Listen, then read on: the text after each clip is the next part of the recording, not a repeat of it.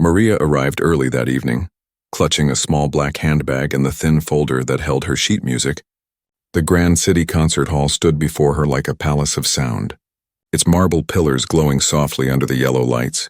She had never been in a place like this before, never among chandeliers and velvet seats and people who seemed to glide rather than walk. Her shoes clicked gently on the polished floor, and she looked down often, afraid of meeting eyes that might question what she was doing there. The people around her looked like they belonged. Young men in black suits carried folders filled with complicated scores. Elegant women in sparkling dresses whispered in confident voices, their laughter light and easy. Parents stood proudly beside their children, talking about scholarships, about music schools in Vienna and Paris, about mentors and exams. No one looked at Maria twice, and those who did only offered polite, distant smiles, the kind that vanished before they even reached the eyes. She found her seat at the back of the hall, near the heavy curtains that framed the stage. Her heart was beating fast, not from fear exactly, but from something heavier, a feeling that she was intruding in a world that did not expect her. She had spent weeks practicing alone in her small apartment, where the piano was slightly out of tune and the sound of buses passing outside blended with every melody she played. Still, she had practiced with care, with patience, and with love, because this recital was her small chance to play not for money, not for survival, but for herself. She remembered when she first saw the announcement in the newspaper. Community piano recital, open for all, it had said. It sounded so welcoming, so kind, and yet now, sitting among all these shining faces, she wondered if all really meant people like her. She was not a student of any academy. She had no teacher to guide her, no one to introduce her as our talented performer. She was just Maria, a woman who had once dreamed of music before life taught her to be quiet. As the lights dimmed slightly, she watched the first performer walk on stage. A boy of about 16, confident and tall. With neat hair and shining shoes, he bowed to the audience as if he had done it 100 times. When he played, his fingers moved quickly, perfectly, and the audience nodded in approval. Maria listened, her eyes soft with admiration. The boy was good, more than good, but his music felt like glass, clear and bright but cold. She wondered if her own sound, with all its rough edges, would even belong in the same hall. When the applause ended, the boy walked off stage and was greeted by his proud mother. A man with a clipboard whispered something to him, probably about his next performance. No one noticed Maria watching, smiling quietly at the boy's excitement.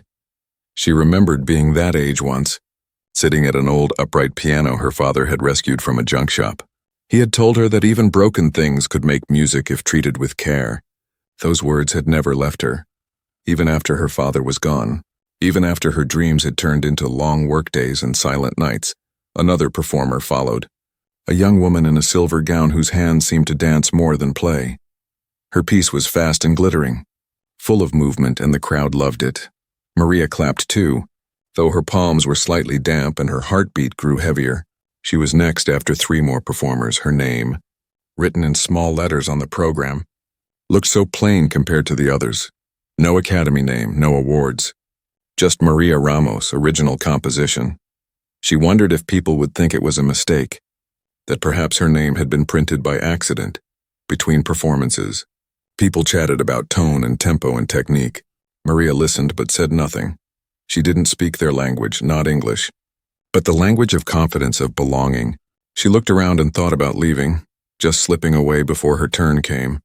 But then she remembered how, in the small cafe where she worked, she had promised herself that she would play at least once before giving up on the dream completely. She had even told the kind old customer, Mr. Reyes, who always left an extra tip when she hummed while cleaning. He had smiled and said, "Play for those who never listen, Maria. They're the ones who need it most." And so she stayed, gripping her folder tighter. When another round of applause echoed through the hall, the usher standing nearby glanced at her list. "You're up soon, ma'am," he whispered kindly, and Maria nodded. Her mouth felt dry, her throat tight, but she smiled anyway. She stood up slowly, smoothing her skirt. As she walked toward the backstage door, she heard the sound of the next pianist beginning their piece. Fast, confident, loud, the crowd responded with murmurs of excitement. Maria stepped into the shadow of the curtain, away from the glittering light, and waited for her name to be called from where she stood. She could see the back of the maestro's head, a man everyone spoke of in respectful tones. He was judging tonight's performances, selecting students for a mentorship program that could change lives. She had not come for that. Not really. But knowing he was there made her stomach twist with nerves. He didn't know her, had never heard of her, and probably never would again, but still. A small hope flickered in her heart, faint but alive maybe, just maybe if she played with honesty. If her melody spoke louder than her name, someone would listen, maybe even he would, and so she stood quietly, a simple woman among shining stars, waiting to take her place at the grand piano. No one turned to look at her. No one whispered her name, but inside her chest, the same heart that had carried years of silence began to beat with music again. She was unnoticed, yes, but not unseen by the dream that had waited patiently within her. It was time almost for the hall to hear what a lifetime of quiet could sound like. When Maria's name appeared on the program screen above the stage, a faint murmur ran through the audience. People leaned closer to one another, whispering softly as if a mystery had just entered the room. Some scanned their printed lists again, confused, because they didn't remember seeing her name among the academy students or scholarship winners. Maria Ramos, someone whispered with curiosity. Who's that? Never heard of her. A young violinist in the second row tilted her head and whispered to her friend, maybe she's a local performer or someone's relative? Her friend shrugged. She doesn't look like a musician, and both giggled quietly, covering their smiles behind their programs. Backstage, Maria could hear the faint noise of voices drifting in through the curtains. She tried not to listen, but it was impossible to block out the sound of small laughter and guessing. It wasn't cruel exactly, just careless, the kind of laughter that doesn't know how heavy it can sound to someone standing alone on the other side. Maria looked down at her hands and smiled sadly, her fingers trembling slightly as they rested on the worn edges of her music sheet. The announcer's voice echoed through the hall. Next, we have Maria Ramos performing an original composition. There was polite applause, but softer than before.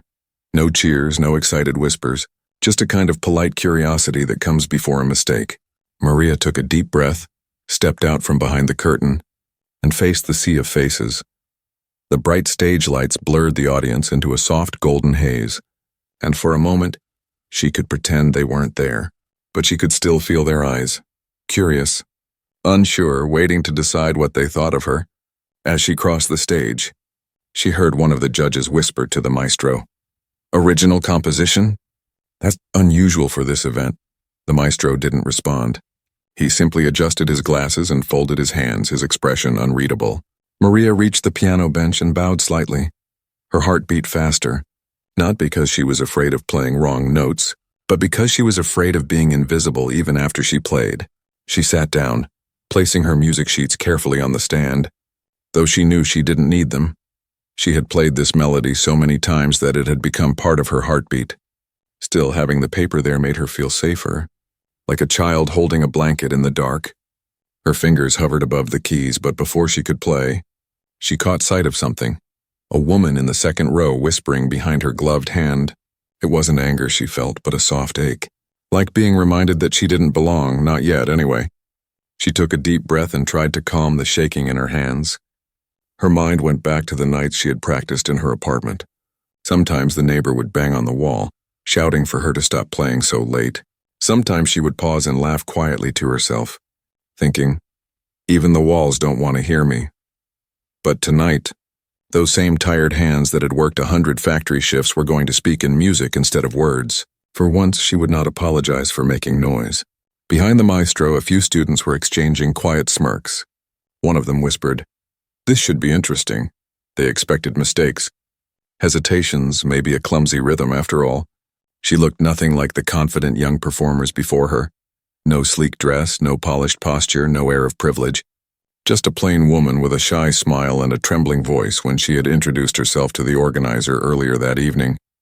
But what none of them knew was that behind those quiet eyes lived a lifetime of unspoken music. As the minutes passed, the whispers settled into silence. Maria's hands rested gently on the keys, but she didn't start right away.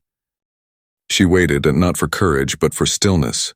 In her small-town church where she used to play hymns for weddings and funerals, she had learned that music needed silence first.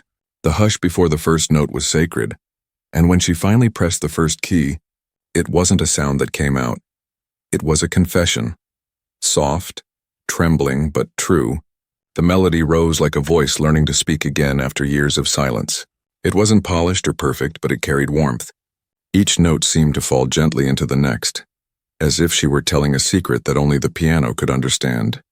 The maestro's head lifted slightly, the corners of his mouth softening. He had expected hesitation, but instead he heard intention, something rare and raw. Her timing wasn't academic, her rhythm not precise. But every pause meant something. It was life speaking through imperfection, and it made the room lean closer without realizing it. By the time she reached the middle section, even the young students who had been whispering earlier were silent. Her music was simple, but there was something inside it, a story, a loss, a memory. It reminded the maestro of a letter he once received from his mother long ago, written in broken English but full of love. He closed his eyes for a moment, listening. He could feel that this woman wasn't performing for attention or applause. She was playing to remember, to forgive, to finally be heard. As the final notes lingered in the air, the silence returned, heavier this time. No one dared to clap right away. Maria's hands stayed on the keys, trembling slightly, as if the music still wanted to escape from her fingertips. When she finally looked up, she saw faces, not of doubt, but of surprise. The maestro was still staring at her, not with criticism, but with quiet wonder. And for the first time in many years, Maria felt something deep inside her shift. The whispers that once made her small had turned into the silence of awe. She smiled softly, not proud, just grateful, because at last, her music had spoken for her, louder than words ever could. Maria sat backstage after her performance, her fingers still tingling from the memory of the keys. The applause had faded, replaced by the next performer's lively music, but her mind was far away. It was as if every note she had played had opened a small door inside her. Behind that door waited the years she had spent trying not to dream, trying not to remember when she was a young girl. Her father used to fix broken instruments in a tiny workshop behind their house. He wasn't a rich man, but he was rich in patience. He could take apart a piano piece by piece and bring it back to life with steady hands and humming lips. Maria would sit beside him on an old stool, her small fingers tracing the patterns of ivory keys. "Listen," he used to say, "each key has its own secret. You just have to ask it gently." She would laugh, pressing the lowest note, feeling the vibration under her skin. To her, music was alive, breathing through wood and wire, whispering through time, but life, she would later learn, had its own rhythm, and not all of it was kind. When her father fell ill, the workshop went silent. The piano she had learned on gathered dust, and the sounds of laughter that once filled the air turned into the soft creak of emptiness. Maria tried to keep working on her melodies, but without him they felt hollow after he passed. The bills grew heavier and the dream lighter. Soon, there was no more room for music, only work, only long hours in a sewing factory, where the rhythm came not from the keys of a piano but from the clicking of machines. Years folded into one another like pages in a forgotten songbook. Maria grew older, her hands rough from labor, her back aching from bending over fabric and thread. But every now and then, she'd hear a tune, maybe from a passing radio, or a child humming on the street, and her heart would ache, not with jealousy but with a quiet longing, like an old bird that still remembers how to fly, even if its wings are tired. One winter evening after a long shift, she passed by a small cafe inside. An old piano stood in the corner, dusty but intact. A young man was playing a simple tune, something soft and sad. Maria stood by the window, her breath fogging the glass.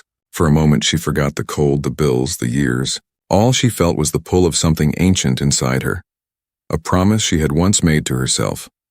When the music ended, she whispered quietly, "One day, I'll play again," and walked away with a small smile. She didn't know it then, but that tiny moment would return to her years later, stronger than ever.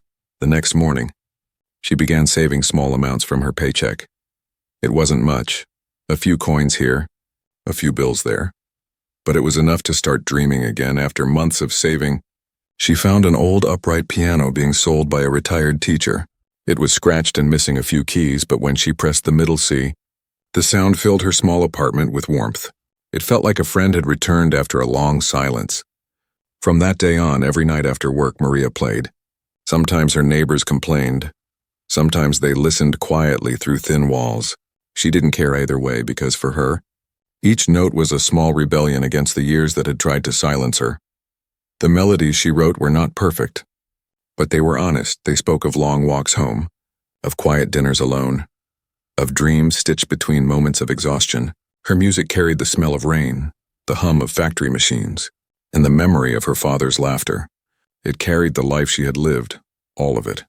Without bitterness, music became her prayer, her escape, her way of remembering that she still existed beyond work and survival. When she finally read the newspaper announcement about the recital, she almost didn't believe her eyes.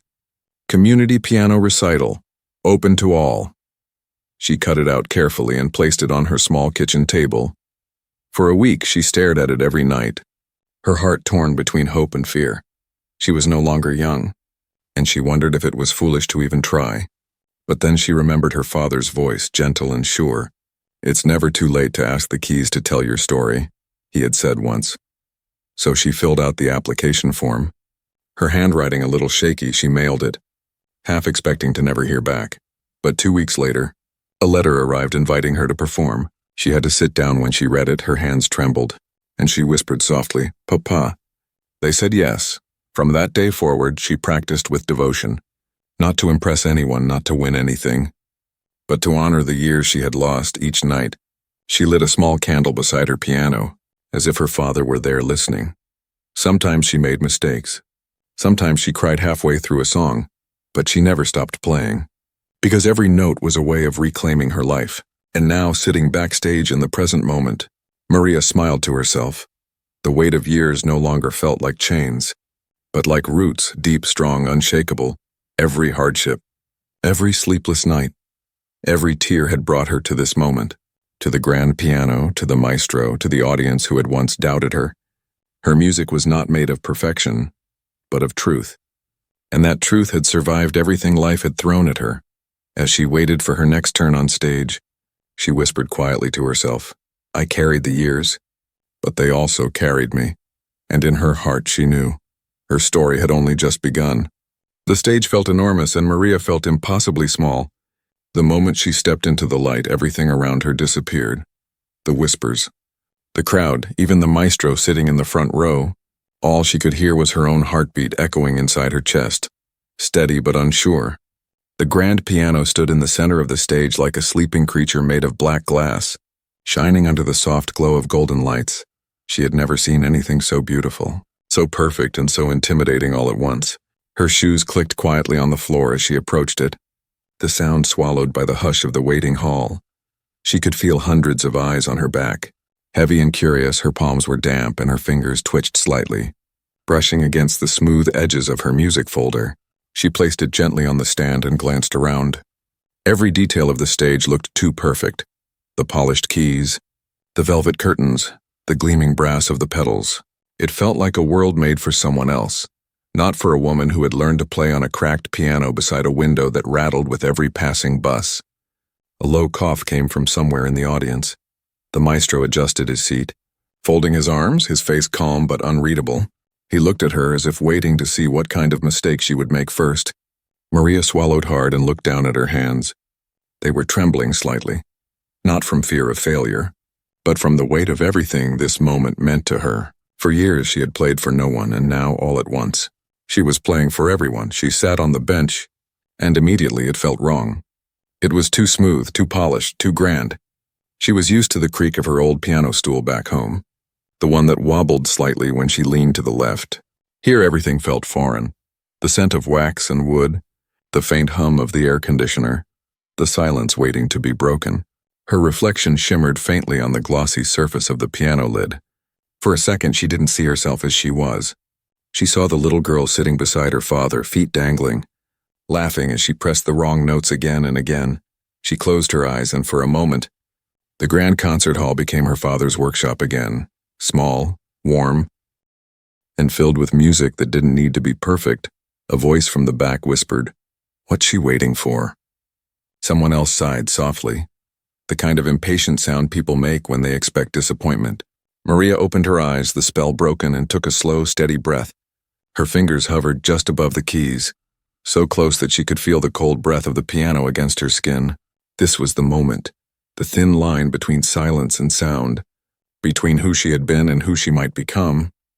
But before she began, her mind did what it always did. It wandered. It pulled her back to the mornings when she'd wake before dawn to make breakfast and rush to the factory. To the nights when she'd come home exhausted but still find the strength to play one small melody before falling asleep at the piano. She remembered the smell of oil and metal that clung to her clothes, the burn of her fingers from long hours of stitching fabric, and how even then she'd whisper to herself one day, "You'll play somewhere that matters, now." That day had come, but it didn't feel like triumph. It felt fragile, sacred, like standing on thin ice that could break with one wrong note. She adjusted her seat slightly, her knees almost touching the underside of the piano. She noticed the faint scratches near the pedals, tiny marks left by others who had played before her. It comforted her somehow to know that even perfection had a few scars. The maestro tilted his head slightly, his sharp eyes softening with faint curiosity. Perhaps he saw something in her stillness. Perhaps he recognized that this wasn't hesitation. It was reverence. Maria lifted her right hand slowly, and the first chord began to form in her mind before it even reached the keys. It was the sound of home, the sound of memory, the sound of everything she had lost and found again. Her breath caught, and the moment stretched endlessly, a fragile silence that hung between the past and the present. She pressed the first key. The note echoed through the hall, soft, uncertain, and trembling, but within that trembling was life itself. And in that instant, something inside her shifted. The bench no longer felt too grand. The piano no longer too perfect. It belonged to her now. Just as much as it had ever belonged to anyone, the melody began to flow, slow and gentle like water over smooth stones. Each note carried pieces of her, the ache of lost years, the warmth of small joys, the quiet strength that had kept her standing when everything else had fallen away. The audience leaned forward unconsciously, drawn by something they couldn't name. Even the maestro's hand, once folded tightly, now rested lightly on his chin. He didn't know this woman, but her music, raw and unpolished, had started to peel away the layers of distance that years of training had built around his heart. Maria didn't notice any of it. She was lost inside the sound, inside the story her fingers were telling. Her body relaxed, her eyes half closed, her breath sinking with the rhythm of her song. Every touch, every pause felt like a heartbeat, fragile but unstoppable. By the time her melody reached its final phrase, she had forgotten fear, forgotten the whispers, forgotten the grandness of the hall. There was only her, the piano, and the echo of a promise she had kept. When the last note faded, she kept her hands on the keys. The silence that followed was so deep it almost hurt. For a long moment, no one moved. Even the maestro's eyes stayed fixed on her, and in that stillness, Maria finally realized it wasn't the piano that had been too grand for her. It was the world that had been too small to see her. Maria sat perfectly still for a moment, her hands hovering just above the keys. The world around her had gone silent, as if even the air was waiting to hear her next move. A faint golden light from the chandelier fell across her face, softening the lines that life had carved there. Her breathing was slow, deliberate, almost as if she feared it might disturb the delicate peace that had settled over the hall. And then, with a courage born not from confidence but from love, she pressed the first key. The note rang out, low and tender, trembling just slightly before melting into silence. It wasn't grand or dramatic, but it carried something no one had expected. Truth. It was the sound of a woman who had lived, who had loved, who had endured. The sound of someone who had learned to speak through music because words had never been enough. It was a single note, but it opened the heart of the room like sunlight breaking through clouds. The second note followed, softer still, and then another and another. Each one fell like a drop of water into stillness, spreading ripples that touched everyone who was listening. The audience leaned forward unconsciously, their whispering forgotten, their attention caught by something they didn't fully understand. It wasn't technical skill that held them. It was the feeling, the honesty, the quiet beauty that seemed to rise from somewhere deep inside her.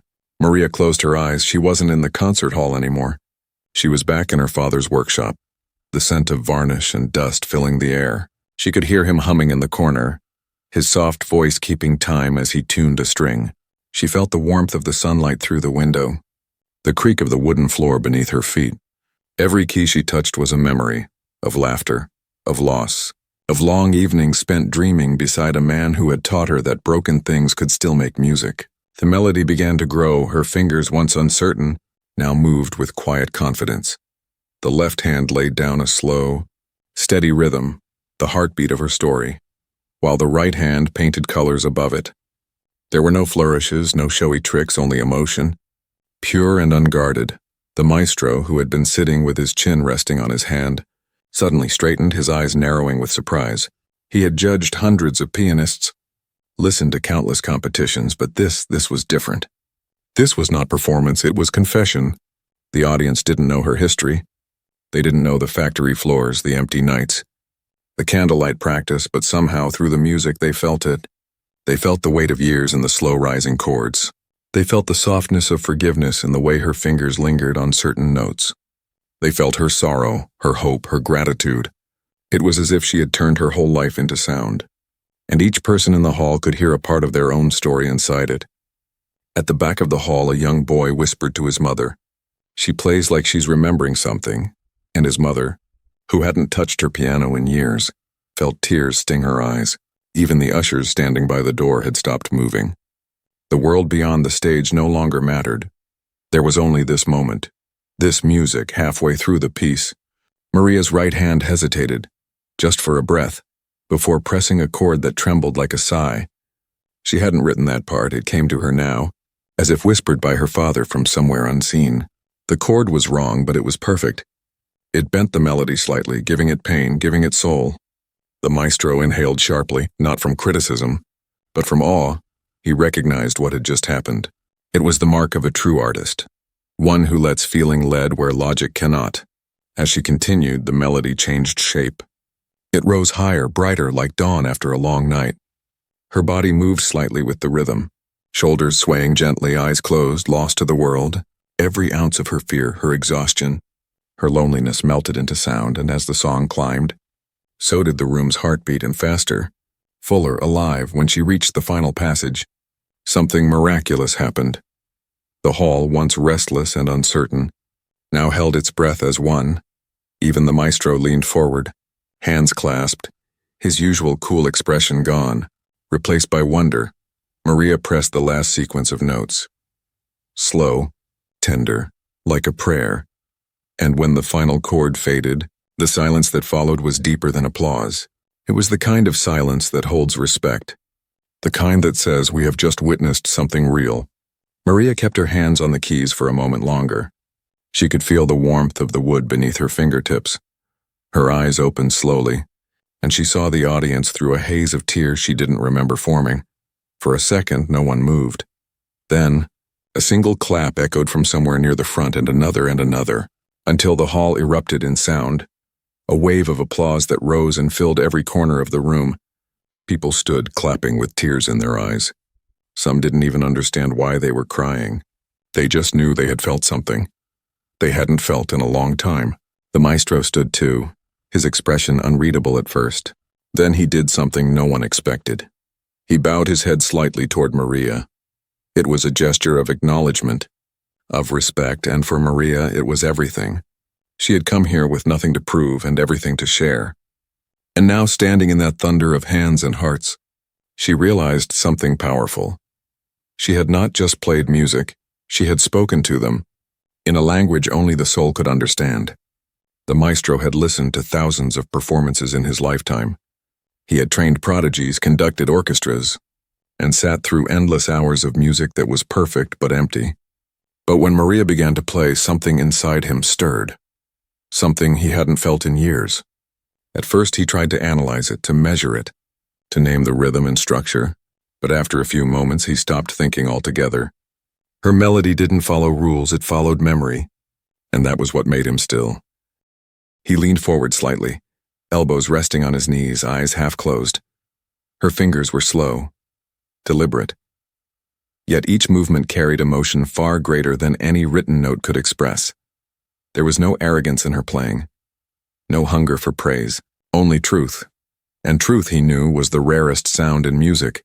Each chord seemed to tell a story he somehow recognized, not her story alone, his too. It reminded him of a time long before he was the maestro, back when he was just a boy who loved the sound of rain against his mother's piano. He remembered those nights in his small apartment, when his mother, tired from work, would sit at their old upright and play a lullaby so tender it could make the whole world seem kind. She had never studied music formally, but every note she touched carried heart. He used to think that feeling was something he'd carry forever, but somewhere between awards, expectations, and applause he had lost it.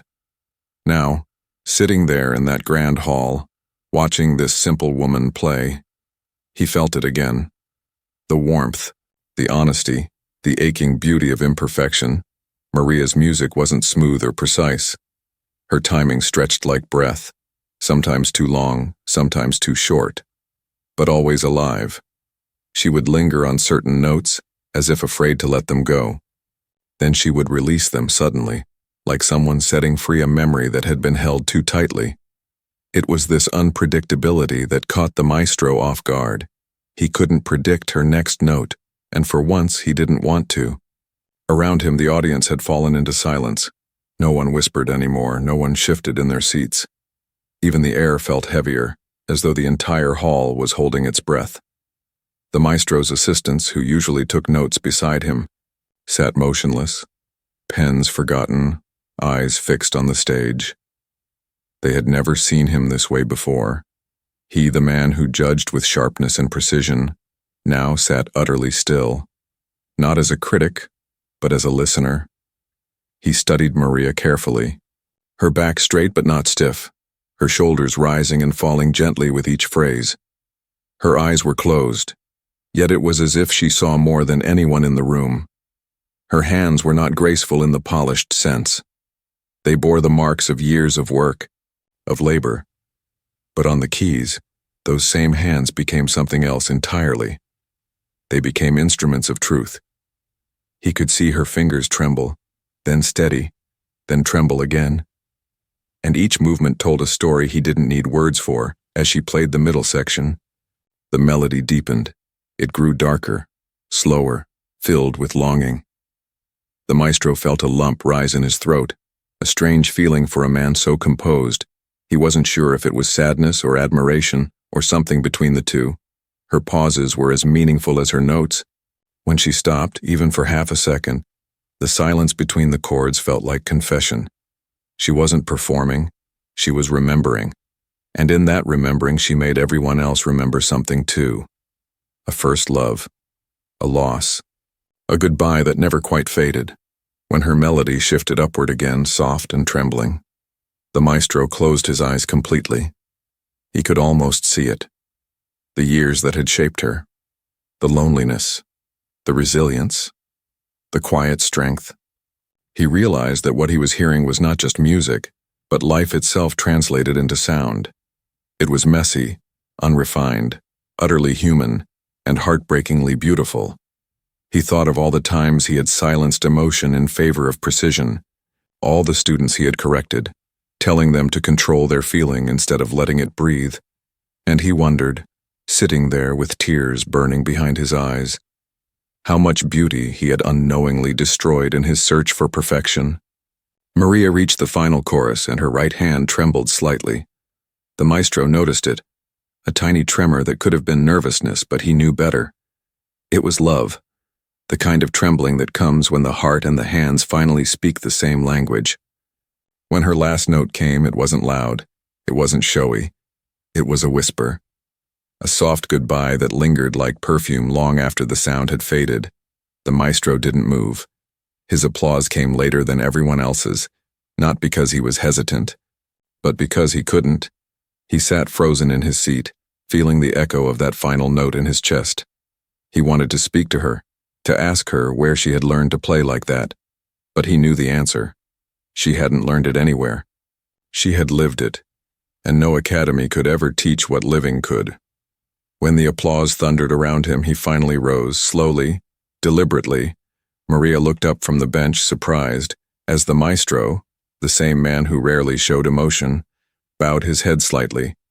It wasn't the bow of a teacher or a judge. It was the bow of one soul recognizing another. The audience followed, rising to their feet, clapping harder, louder, until the sound filled the hall like a storm. Maria's lips parted in disbelief, her eyes glistening with tears. For a brief moment she looked like that little girl again, sitting beside her father's piano, and the maestro, standing among the applause, realized something he hadn't in decades, that greatness doesn't always come dressed in brilliance. Sometimes it walks in quietly, sits at a piano, and changes everything.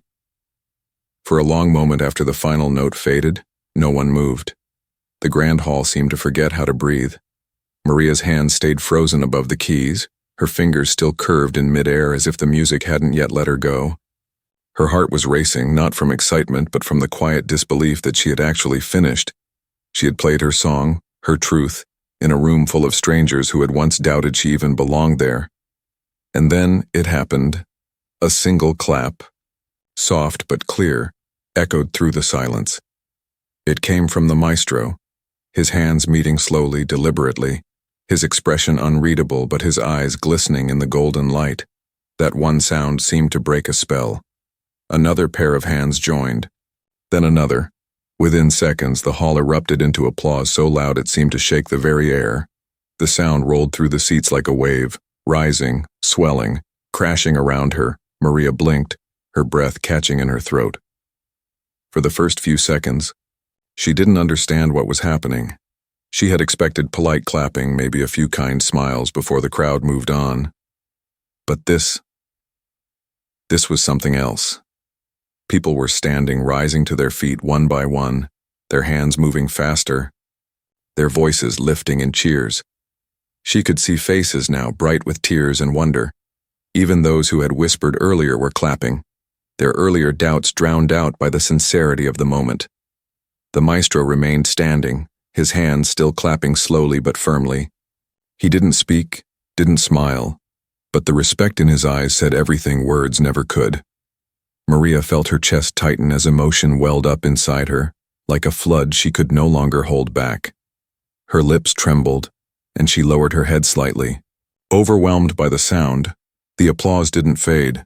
It grew stronger, as if the audience wanted to give back what her music had given them. She rose slowly from the bench, her knees weak but her spirit strong. For a moment she wasn't sure whether to bow or to cry. Her fingers still tingled from the vibration of the keys, and her heart still carried the echo of her final note. She took one small step forward, and the lights above her seemed to glow brighter. The maestro nodded once, a gesture so small, yet so full of meaning that it nearly brought her to tears. In the front row, a young girl with braided hair clapped so hard her mother had to steady her hands. An old man wiped his eyes and muttered softly, That was real music." Even the ushers by the doors were clapping now, some smiling, some blinking back emotion. No one in that hall cared about her age, her dress, or her lack of formal training anymore. All they saw was a woman who had played something that reached straight into their hearts. And for a moment, every person there shared the same heartbeat. Hers. Maria tried to speak, but no words came. Her voice was lost somewhere between disbelief and gratitude, so she bowed, deeply, her hands trembling at her sides. The audience responded with even greater applause, the sound rising again like thunder. She could feel the floor vibrate beneath her feet. She had never been applauded like this. Never for her work. Never for her efforts. Never for her dreams. It felt like the world was finally hearing her for the first time. The maestro turned slightly to the organizers seated nearby. He whispered something, and they nodded quickly, rushing toward the stage. One of them approached Maria, smiling warmly, and gestured for her to step forward again. Confused, she did, clutching the edge of the piano for balance. The organizer raised his microphone and said, "Ladies and gentlemen, please, one more round of applause for Ms. Maria Ramos." The hall roared, louder than before. Maria's tears finally fell, glistening on her cheeks as she pressed her hand to her heart. She mouthed a silent, "Thank you," though her voice still refused to come out. Somewhere in the middle rows, the same woman who had whispered earlier leaned toward her friend and said softly, "I was wrong about her." Her friend nodded without taking her eyes off the stage. We all were. The maestro heard the words, and for the first time that evening he allowed himself a small smile. He knew he had just witnessed something that would stay with him forever, not just a performance, a moment that reminded everyone what music was truly for. When the applause finally began to fade, Maria turned back toward the piano. She rested her hand gently on its surface, feeling its warmth. It was as if the instrument itself was alive, breathing with her, thanking her in that touch. She felt her father again, his laughter, his lessons, his voice whispering, "See, you asked the keys gently." And they answered, she smiled softly, whispering under her breath, "Yes, Papa." They did. As she left the stage, people reached out to shake her hand, to congratulate her, but she hardly noticed the words. She only felt their kindness, the kind she had waited a lifetime to receive.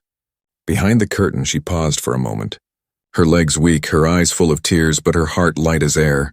She took one last deep breath and listened to the faint echo of applause still filling the hall. And for the first time in many years, she didn't feel small, she didn't feel invisible. She felt seen, completely, beautifully, truly seen. When she finally walked out into the cool night air, the city lights shimmered like scattered stars.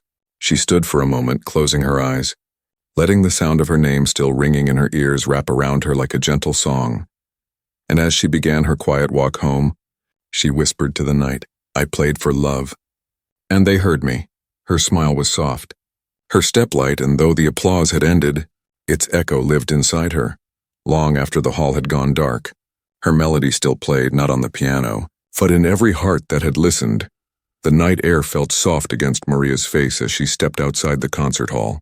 The applause was still echoing faintly in her ears, fading into the distance like the tale of a beautiful dream. She stood on the marble steps for a moment, her hands trembling slightly as she clutched her old music folder. The city lights shimmered in the puddles from a light evening rain, reflecting colors that danced like quiet applause from the earth itself. Maria took a slow breath, her chest rising with the weight and wonder of what had just happened. She had played, truly played, and for the first time in her life, people had listened not out of politeness, not because they had to, but because something inside her music had reached them. It didn't feel like victory, it felt like peace. A peace she had spent a lifetime chasing without even realizing it. The streets were nearly empty, and her footsteps echoed softly as she walked. Every step felt lighter, as if each one carried away the years of silence she had once lived under. She passed by shop windows and darkened cafes, her reflection following beside her, a simple woman in a worn coat smiling to herself for years. She had thought her life too ordinary to matter, but tonight, she had learned that even ordinary lives can leave extraordinary echoes. When she reached the bus stop, she sat on the cold metal bench and opened her music folder. Inside were only a few crumpled pages, her handwritten melody, drawn from memory, heart, and hope. The ink was smudged in some places, the paper yellowed at the edges, but it didn't matter anymore, because she no longer needed the notes to remember the song. It was alive inside her now, breathing with every heartbeat. A soft hum escaped her lips as she waited for the bus. It was the same tune she had played, her melody. A man sitting nearby turned his head slightly, smiling. "That was you, wasn't it?" he said quietly. "At the recital, you were the one everyone stood for." Maria looked up. Surprised, her first instinct was to deny it, to shrink away like she had all her life. But then she smiled and nodded shyly. "Yes," she whispered, "that was me." The man grinned, shaking his head in amazement. "You made the whole room cry." Maria laughed softly, a sound light as the breeze. "I almost cried myself," she said, her eyes sparkling. The bus arrived, and she climbed aboard, taking a seat by the window. As the city rolled by in a blur of light, she rested her head against the glass. Memories played in her mind like film. Her father's smile, the dusty piano, the long nights of practice, the faces of strangers applauding. Each moment felt stitched together by the same invisible thread. The melody, her melody, tying her life together at last. When she reached her stop, she walked the narrow path toward her apartment. The sound of distant traffic mixed with the rhythm of her thoughts. Inside, the little room was dark and familiar. The old piano waited patiently in the corner, its keys slightly yellowed. She set her folder down on top of it and ran her fingers across the wood. "Thank you," she whispered, not sure if she was speaking to the piano, to her father, or to life itself, maybe all three. She sat down and played softly, not the same melody this time, but something new, gentle, unhurried, full of warmth. It was the sound of coming home. the sound of forgiveness, not for the world, but for herself. Outside her window, the rain began again, light and steady, each drop keeping time with her song. She smiled as she played, feeling the room fill with quiet joy. No stage, no crowd, no maestro, just her, the piano and the music. In the days that followed, stories about the recital spread quietly. Someone had recorded her performance on their phone. By the end of the week, the video had traveled through schools, forums, and small music circles. People shared it with captions like, "The woman who reminded us what music really means." Maria didn't know any of this at first. She wasn't online, she didn't check her phone often. She simply went to work, cooked her meals, and played each evening as she always had. But one morning, when she arrived at the cafe where she worked part-time, she found a small crowd waiting. Customers she'd never seen before smiled and said, "It's you. We watched your performance." They asked her about her song, her story, her life. She blushed and said quietly, "It's not much of a story, just a melody that waited too long to be heard." Back in his studio across the city, the maestro sat at his own piano. He had been thinking about her for days. On his desk lay a sheet of paper where he had written her name, Maria Ramos, in neat letters. He had tried to recreate her melody, to capture its phrasing, its spirit, but every time he played it, it felt different. It was as if her music refused to be copied. It belonged only to her, and that, he realized, was its true beauty. Weeks later, he gave an interview for a music magazine. When asked about the recital, he said simply, "That evening, I was reminded that greatness isn't in perfection, it's in honesty." He paused, then added, "A woman with no training taught me that in a single song." Those words would echo across many pages, but Maria never read them. She didn't need to, because she already knew what she had given that night. As winter turned to spring, her apartment filled with new melodies, some bright, some sad, all honest, and sometimes when she played, she felt as though her father was there beside her again, humming softly, tuning the strings of her heart. The neighbors who used to complain about her late-night playing now listened quietly through the walls. One even said later, "Her music makes the building feel alive." On quiet evenings, Maria would sit by her window after playing and watch the stars appear. She would hum her song softly, the one that had changed her life, and every time she did, she smiled, knowing that somewhere out there, someone else might be listening to it too, not from a stage, not from a grand hall, but from their own heart. Because her melody had never really ended, it had only begun its journey, a simple tune from a simple woman that stayed. Long after the music had stopped,